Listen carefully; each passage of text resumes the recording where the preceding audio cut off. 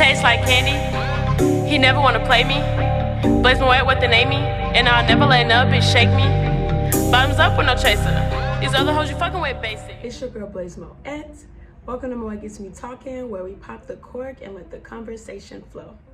As always, if you're new here, I hope you stay. And of course, if you're a subscriber, welcome back. Thanks again for subscribing. And as always, like, comment, and subscribe. That way I can keep this type of content coming to you. So we're going to be talking about Married at First Sight, Season 18, Episode 7. Let's get into it. Let's get into Madison and Allen. We see the very first night, somebody, Madison, had some dinner plans. I figured midnight or so she'd probably be back. I will text you and will not be on these. Okay. Have a good time. And yeah, I got a text around 12:31 saying, hey, you know, I'm gonna actually go home. That's not what I wanted, you know, on our first night, you know, but at the same time, there's plenty of nights. I'm a patient man, so.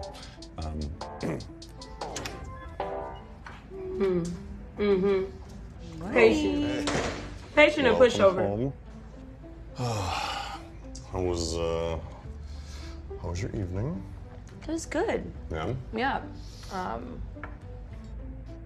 It's, I definitely understand, you know, family, friends, I get, you know, Because she had a friend sleep over at her house. So she went back to her own house last night after being drunk with her friends, negative partying and dinner partying about, it up. you know, missing out on the first. And he's night, basically you know, just there's explaining, plenty of oh, I'm not mad at you about it. I don't want I won't hold this over that your to get head. in anybody's head or Which he anything should like have. that. He should have. And in the meeting Last when they sat with Pastor Carol, which I'm not going to show because I genuinely not trying to do that.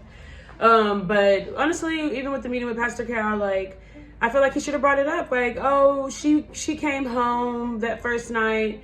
She stayed with her friends, and I didn't really find it as an issue because I understand that friends need you and da-da-da.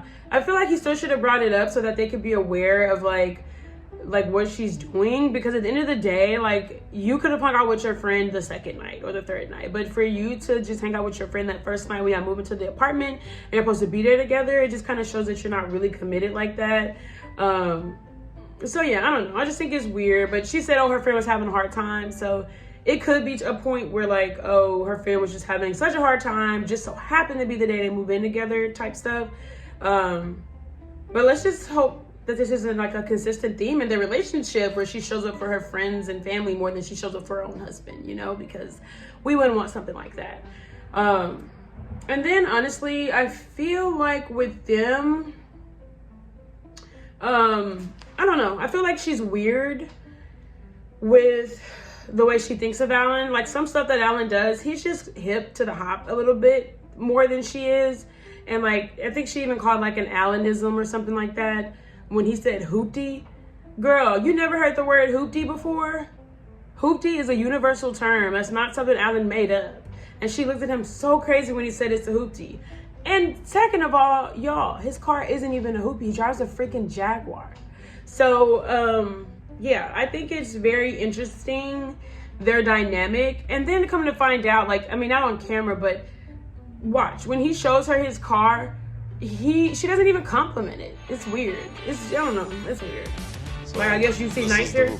The hoopty. You know, got shined. How it is up this a little bit hoopty? yesterday. But yeah, all the car stuff and, you know. So confused. All right, don't judge me. There's a story behind it. Oh my God. And a little, Is this a little rubber chicken. Why? So it's my niece's. I'm trying to fix it for her. Okay.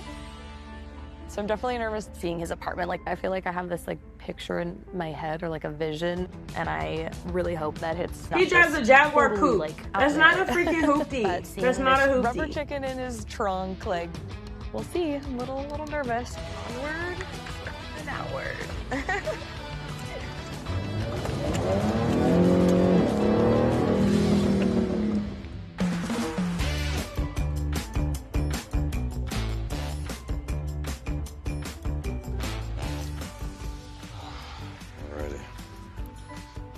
Nerves will be settled shortly. I'm gonna grab the switch over here.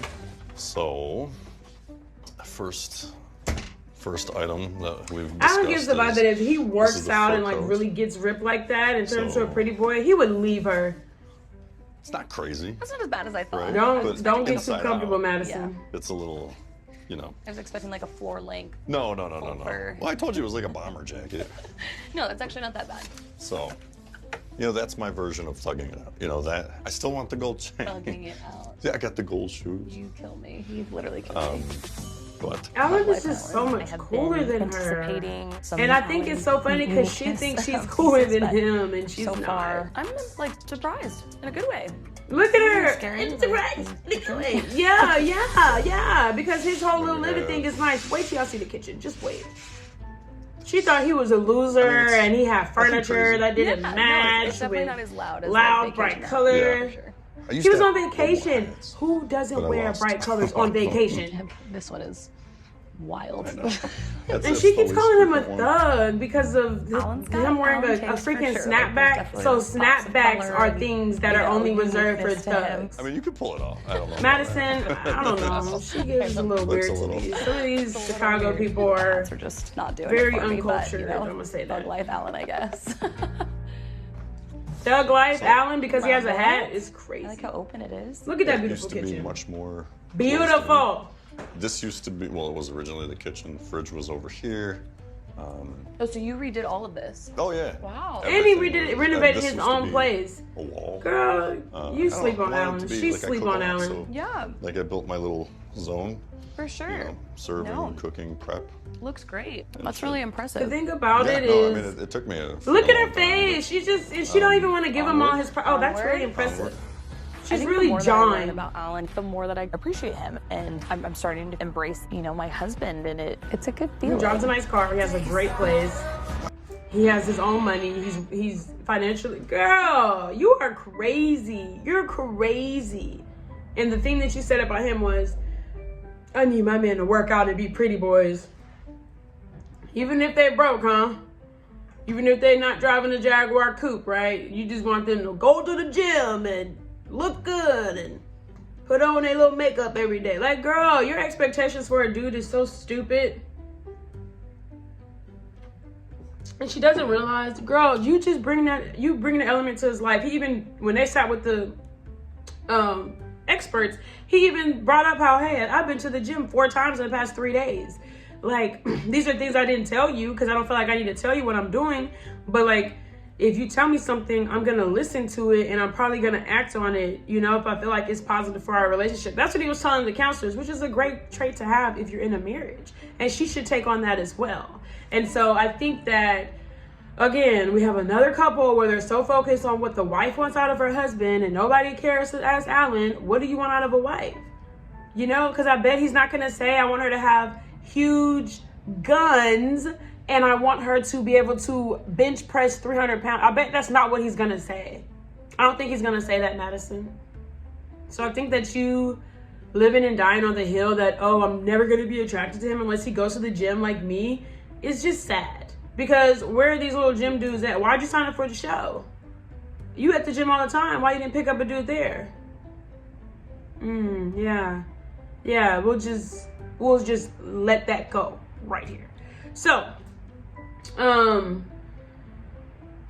didn't want to show it because I was honestly annoyed, I feel like, but I'm going to show it anyway because I really feel like they need to get this little animal under control. So this is the hoopty. Oh no, I didn't. good. Sorry guys. No, I don't have it. So it was one clip where literally he brought his dog in and his dog was like way too hyper and he was nipping her and like he said, oh yeah, he's just hyper like that. He has a thing for putting stuff in his mouth. Stop. You're the dog's parent. You're the fur parent. Why are you not stopping that dog from doing that? Why are you not training that dog to not bite stuff and bite people? I don't like that. I'm not that type of person. Like, at the end of the day, dogs are just like children, and you're not about to let your child run around doing a bunch of crazy stuff. Like, mind you, I get certain stuff is out of control, but you do have control over certain things and how you raise them. And that little puppy was crazy. I mean, the fact that the puppy was humping everything, he's a boy, that's normal. But him biting and tearing up their furniture and taking the stuffing out the pillows, that is not a puppy anymore, too. That dog looked like he about 2 years old, 3 years old. That's crazy. That's crazy. So I just wanted to say that I don't agree with the way he's raising that pup, and he needs to get a trainer if he doesn't want to train his pup, because he was crazy. And he was really cute. He was so cute too. Full of energy. He just looked like he wanted to be in everybody's face, which is great, but I don't want no dog all up on me if they nipping me. And I could tell, like, if I go to somebody's house and they dog nip me, I tell their dog to stop. Like, I talk to them like they're people. I'm not about to sit here and bite my tongue, and I'm gonna be like, get your dog. I'm gonna be like, look, I told your dog to stop, then I'm stopping. Get your dog. I don't want to be around no dog that's nipping, because that's something you can stop when they're a puppy. You can literally help them with their teething. So overall, with everything, the only issue I have with Allen is the way he has his dog and lets his dog run amok, because to me, that's unattractive. Because when y'all have kids, you gonna let the kids run amok? You gonna let them tear up your house, tear up your furniture? So that was the only I'll say yellow flag I have for Allen. Madison, she still kind of seems like she's trying to see if she really likes Allen or not.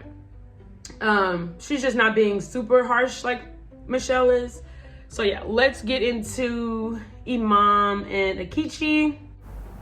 Thank you for watching my Married at First Sight Season 18, Episode 7 recap of Madison and Allen. Stay tuned. I'm going to do Emem and Ikechi next. And as always, thanks for watching. See you soon. Bye. Stop bothering me. Stop wasting my time. You mean nothing to me. I can't even lie. Stop bothering me. You're not worth my time. You mean nothing to me. Stop bothering me. Stop wasting my time. You mean nothing to me. I can't even lie. Stop bothering me. You're not worth my time. You mean nothing to me. I pity the fool that try to run up. I will damage your fashion.